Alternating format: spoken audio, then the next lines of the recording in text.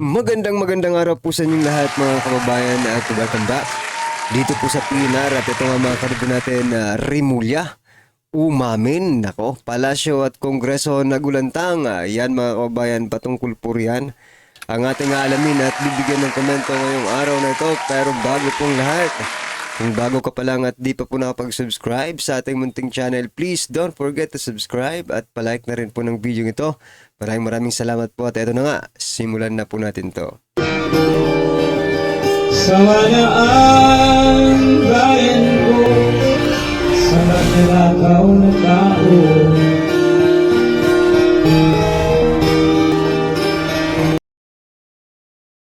So yan mga kababayan, bago po natin muling i-play ang video ito, ito mga karibo natin, mga nagtitrending sa mundo ng social media, atin pong bigyan ng reaksyon. At eto nga mga kababayan, yung INC pala mga kababayan, Iglesia ni Cristo, no, nagsalita na patungkol sa pagkakaaresto dito kay former President Duterte. Ayon po sa kanilang spokesperson, no, na si Brother Edwil Zabala, kung ano ang tama at kung ano ang nasa batas, yun sana ang dapat pairalin. Sino mang Pilipino o mamamayan na may ginawang paglabag sa ating batas, dito dapat litisin sa ating bansa. Gumagana naman ang sistema ng ating hustisya. Hindi po natin sinasabing huwag litisin ang dating Pangulo sa mga inaakusa laban sa kanya.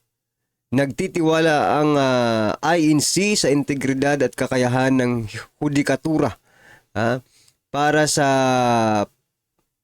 pagpasyahan ang ganitong usapin. Palapakan po natin. Di ba? Mga kababayan, bakit itong mga nasa gobyerno tuloy ayaw maniwala sa ating justice system? Sa sistema ng ating hudikatura or hustisya, mga kababayan, no? Buti pa yung mga religious group, mga kababayan, kasi naniniwala na may hustisya pa sa Pilipinas. Pero ito pong ating mga taga-gobyerno ay wala nang hustisya sa Pilipinas. O, kita nyo si Claire Castro, di ba? Hindi patas ang hustisya daw dito. O si SOG Boying Rimulya, sabi niya po failure ang justice system pagdating po sa war on drugs, mga kababayan. Grabe po yung kanilang mga statement patungkol po sa ating justice system. Well, anyway, ano po ang inyong opinion dyan mga kababayan? I-comment nyo na lang po. At eto mga kababayan, Palas after Senator Aimee or Senator Marcos lead prove Duterte arrest legal. Nako, biglang naging legal ang pagkakaaresto kay biglang naging legal ang pagkakaaresto kay former President Duterte matapos di umano ang hearing dyan sa Senado. Hindi ba kayo na okay pa ba kayo?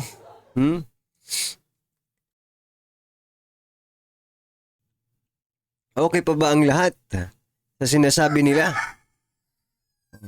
Matapos daw ang hearing, no, dyan sa Senado, napagkaalaman nilang legal ang pagkakaaresto kay former President Duterte. Sabi ko na nga ba mga kababayan, drama lang yan drama lang, no? Ngayon, nagkaroon tuloy sila ng dahilan, kasi dumaan na sa hearing, di ba? Paano? Inutulang ang taong bayan. Wala kang na-contempt sa lahat na nagsinungaling. Di ba? Kitang-kita na sa video, mga kababayan. Wala man lang kinontempt. Wala tayong magagawa dyan, mga kababayan, kasi feeling ko lang talaga drama lang po yung para mapalabas nilang eto na, legal pala. Eto na nga, legal na nga mga kababayan yung pag-aresto dito kay former President Duterte. Ang problema lang dito, Ang problema lang po sa balitang ito mga kababayan, kung tanggap ba ito ng taong bayan, nasasabihin na lang, oh, legal yun legal, no? Pero alam naman natin hindi dumaan sa korte ng Pilipinas, di ba? Pero legal daw Kasi nandun naman yung Department of Justice. Anyway mga kababayan, ano po ang inyong opinion dyan? I-comment nyo na lang po. At eto pa, nako. Update yan, news updates 9 hours ago mula po sa Inquirer.net ito naman po sa kanilang kay Senator Amy Marcos in his speech at Alianza Rally in Trece Martires City tonight, President Ferdinand Marcos Jr. skips endorsing his elder sister Senator Amy Marcos for the first time. This came a day after Senator Marcos led a Senate hearing on the arrest of ex-President Rodrigo Duterte. Nako, pahalata ka naman agad. Nagpahalata ka naman agad, President Bongbong Marcos Jr. Ginagawa na nga ng kapatid mo ang lahat-lahat para maging legal yung pag-aresto. I mean, para makita lumabas yung katotohanan kung legal ba or hindi, di ba? Tapos hindi mo pa i-endorse, no? Grabe naman. Huwag ganon, tol. Sabihan mo nga, Senator Amy, huwag ganon, tol. Nagtatrabaho ako dito, dapat isali mo ako dyan. Sama-sama tayo dyan sa alyansa na yan Tapos hindi mo ako i-endorse. Anyway mga kababayan, ano pong inyong opinion dyan? I-comment nyo na lang po. At eto, mukhang iiyak yung mga kalaban ni former President Duterte, no? Dito sa ginawa ni Attorney Harry Roque. Eto mga kababayan, Harry Roque nakapag-apply na na para sa asylum sa Netherlands. Yan, no? Binalita ni dating presidential spokesperson Harry Roque na nakapag-apply na siya ng asylum sa Netherlands. Ibig sabihin, isa na siyang ganap na asylum seeker at hindi na siya basta-basta mapapauwi sa Pilipinas, no? Matapos siyang matagal na hindi nagpakita sa publiko, pumunta si Roque sa International Criminal Court, The Hague, Netherlands nitong nakaraang linggo para depensahan si dating Pangulong Rodrigo Duterte. Ayan mga kababayan, mukhang tuloy-tuloy na ni Attorney Harry Roque ang pagtulong kay former President Duterte. Ano po ang inyong opinion dyan mga karibin natin? I-comment nyo na lang po. At ito na nga, pakinggan po natin at bigyan ng reaksyon ang video ito. OMG, expose na. Timbog lahat si PBBM Anyo. Gibo tamba umamin na si DILG Secretary Remulla sa ICC, former PRRD at BP Sara. Ito mga kababayan, pakinggan po natin to. Ito ang nakakagulat na balita ngayon. Viral at trending ngayon sa mundo ng social media ang di umano'y balitang sadyang totoo talaga ang kasabihang na walang baho ang hindi umaalingasaw at walang lihim ang hindi mabubunyag. Mukhang may naglaglagan na. Mga nagplano sa pagsuko at pag-aresto at paghatid sa former president na si Rodrigo Duterte sa dayuhang hukuman o International Criminal Court ay nabunyag na sa publiko at isa-isa ng pinangalanan at tila nilaglag na at huli mismo sa sariling bibig matapos ang interview kamakailan lamang ni DILG Secretary John Vic Remulla. Gaano kaya ito katotoo mga ka-update ating alamin. Pero bago ang lahat mga ka-update, kung bago Etong nakakatawa dito kaya DILG Remulla, no, mga kababayan. Matapos niya pong aminin, no, on the national television, pagdating naman po sa Senado ay itinatanggi niya na yung mga pinangalanan niya, yung mga kasama sa pagplano. 'Di ba? Anong ano to? Anong kalokohan, 'di ba? Umamin ka na tapos tinanong ka ng reporter kung sino ang nagplano, 'di ba? Ikaw ba ang nagplano? Hindi, sabi niya group effort ito, 'di ba? Oh, tapos i-deny niya pa ngayon. Nako. Ibig sabihin lang nito mga kabayan, we have government officials that are always lying or lying. Always yata eh. ka pa lamang sa aking channel ay mag-subscribe ka na at huwag kalimutang i-click ang notification bell para mas updated ka sa mga bagong videos na i-upload namin. At ito na nga mga ka-update. Ito ang nakakagulat na balitang gumimbal sa taong bayan.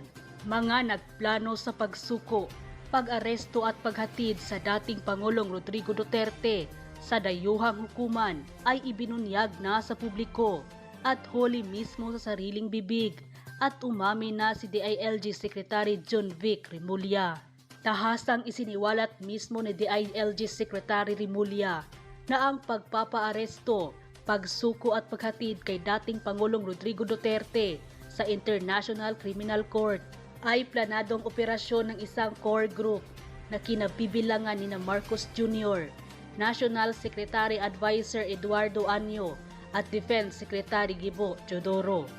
Sa isang nasabing panayam sa Billionaire News Channel On Point, tahasang tinanong ni Pinky Webb si DILG Remulla kung sino ang mga unang nakakaalam ng mga plano. Tahasang ibinulgar din ni DILG Remulla na si Anyo, dating member ng gabinete ng dating Pangulong Rodrigo Duterte, ay may malaking papel sa nasabing operasyon. Dagdag pa ni DILG Remulla, si Anyo ang nagbigay ng impormasyon na may mga diskusyong manatili na lang ang dating Pangulo sa Hong Kong. Ang revelasyon ni DILG Secretary Remulla ay nagbigay ng matibay at malinaw na larawan kung papaano pinaplano at isinakatuparan ng administrasyon ni Marcos Jr. ang pagsuko kay former President Rodrigo Rua Duterte sa International Criminal Court. At taliwas ito sa nasabing pahayag ng Pangulo kamakailan lamang na consistent siya at hindi siya tumutulong sa nasabing investigasyon ng ICC. Matapos ang nasabing pahayag ni Marcos Jr. na hindi siya tumutulong sa investigasyon ng ICC, ay ito pa ang nakakagulat. Tila nilaglag mismo at kinumpirma ni DILG Secretary John Vic Remulla sa isang nasabing interview na ang Office of the President ang nagbayad ng charter red plane na ginamit upang ihatid at isuko ang dating Pangulong Duterte sa International Criminal Court sa The Hague, Netherlands. So mga kaubayan, hindi po sila nakipag-cooperate, no? Yung gobyerno natin, hindi, sabi nila, no? Hindi po sila nakipag-cooperate pero sila po ang nagbayad ng plane. Grabe naman. Free pa, free. Free flight pa itong mga hinayutak na itong taga Netherlands. Nasabing panayam na ito ay tila nabuking ang lahat na di umano'y nasabing sabuatan at tahasang umami na mismo si DILG Remulla ang aktibong ginampanan ng Administrasyong Marcos Jr. ang pagpapadala ni former President Duterte. Dagdag pa ni Remulla sa isang panayam, ang eroplano daw ay inarkila ng Office of the President. Dinerecho siya sa Netherlands noong alas 11 ng Martes ng gabi. Ang nakakagulat na revelasyon na ito ay tila kontra sa mariing pagtangki ni Marcos Jr. na tumutulong ang kanyang administrasyon sa ICC dahil mismo sa kumpirmadong balita na ibinunyag ni Remulla at tila nalaglag na ang lahat at nabulabog na sa publiko ang ginagawang kababalaghan ng gobyernong Gagba. Bilang pagpapatunay, narito ang full video na tahasang pag-amin ni DILG Secretary Remulla na siyang binigyang reaksyon naman ni Mr. Rel Tucker. Panoorin ang full video. Remulla ibinunyag ang mga nagplano sa pagpapaaresto, pagsuko at paghatid kay dating Pangulong Duterte sa isang dayuhang hukuman. Sina Marcos Jr., si Anyo, Teodoro at siya mismo ang nasa likod raw ng operasyon. Grabe. Since hindi nyo kaya, no? Since hindi nyo kayang litisin si Tatay Digong sa sarili nating bayan, kasi hindi nyo naman mapatunayan, wala naman kayong konkretong ebidensya. So yan mga kababayan, dahil sa sobrang daldal, no? Nitong si DILG Secretary John Vic Remulla, yan, na nagkakabukingan na tuloy mga kababayan dahil sa sobrang kadaldalan. Well, anyway, it is good news for us, no? Pero para sa kanila, bad news yan. Kasi once na sinabi mo na, di ba? Once na sinabi mo na, mahirap nang baguhin yan, mga kababayan, no? Katulad ng sinabi ni SOG Boying ni Remulla, no? John Vic Remulla, na si Teodoro, si Anyo, si PBBM at siya ang nagplano. Di, paano mo pa ngayon yan paano mo pa yan babawiin, inasabi mo na? Ha? At mukhang seryoso ka naman doon sa iyong pagsasalita. Ha? Doon sa isang interview. Di ba? Kaya mga kababayan, huwag po tayong maniwala sa mga dramahan. Ba? Bistado na no? Babawiin pa yung statement. Ano yun? Nako, well, anyway mga karibin natin, ano po ang inyong opinion, reaksyon patungkol po sa video ito? I-comment lang po sa baba para at least alam po ng ating mga kababayan ang inyong opinion. Maraming salamat po. Please don't forget to like the video mga kababayan. Maraming salamat po. Sawa na ang bayan ko sa magnanakaw na tao.